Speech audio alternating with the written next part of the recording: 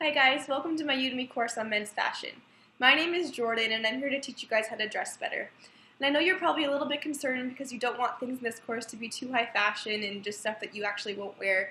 But not to worry, I made sure everything in this course is great for everyday wear and super casual so you don't feel out of place or anything. So just to give you guys an idea of what you can expect in this course, the first thing that we'll be going through is staples, just basic things that you guys need to have in your closet. We'll also go through how they should fit, where you should get them, and how much they'll cost. And then we'll also be talking about outfit combinations that you can wear with these staples, just different ways that you can wear the clothes in your closet to get you guys through the week.